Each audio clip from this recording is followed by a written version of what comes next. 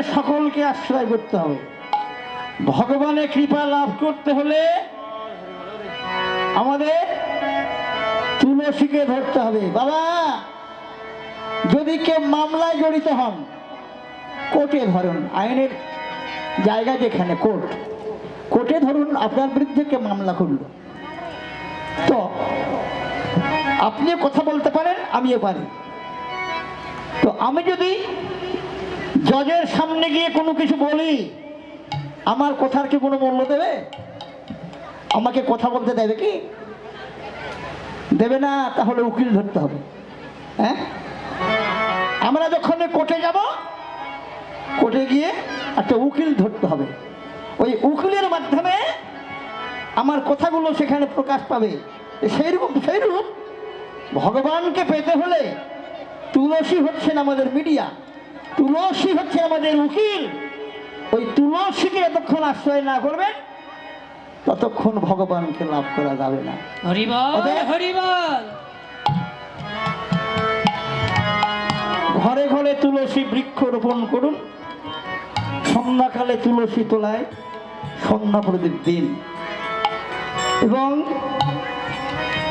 যারা তুলসীর মালা পরিধান করছেন না, তুলসীর মালা পরিধান করুন। কেন জানেন? তুলসীর মালা কণ্ঠে থাকলে ওই দেহে কখনো বজ্রাঘাত হইবে না। তুলসীর মালা কণ্ঠে থাকলে ওই দেহটিকে কখনো সর্পে দংশন করিবে না। আমরা সাপ দেখে অনেকে ভয় করি। তুলসীর মালা যদি কণ্ঠে থাকে, ওই দেহকে কখনো সর্পে কামড় দেবে না। সাপ সব এলাকায় আছে না? সাপকাঠি হয়ে অনেক লোক মারা যাচ্ছে, প্রতি বছর হাজার হাজার লোক মরছে। আপনারা কি বলতে পারবেন যে তুলসীর মালা কণ্ঠে ছিল? মালা পরিধান করে সেই ব্যক্তিকে সাপে কামড় দিয়েছে? পারবেন? প্রমাণ আমার কথা নয়, এটা মহাভারত, এটা ভাগবতের কথা। আপনারা শ্রীমদ্ ভাগবত পড়ুন, সেই গ্রন্থে রীতিমতো লিপিবদ্ধ করা আছে। এবার আসেন,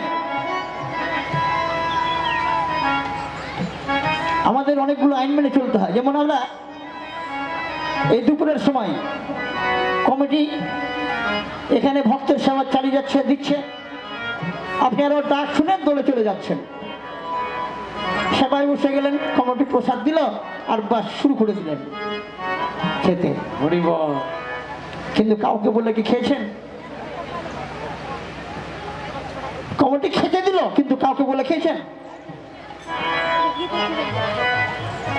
হরে কৃষ্ণ দাদু,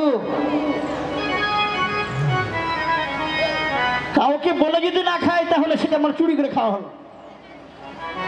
একজন দিল, তারপরে পাতে পেলেন আর শুরু করে দিলেন, সেটা চুরি করে খাওয়া হলো। এই খাদ্য গ্রহণ করলে কি হয় জানেন?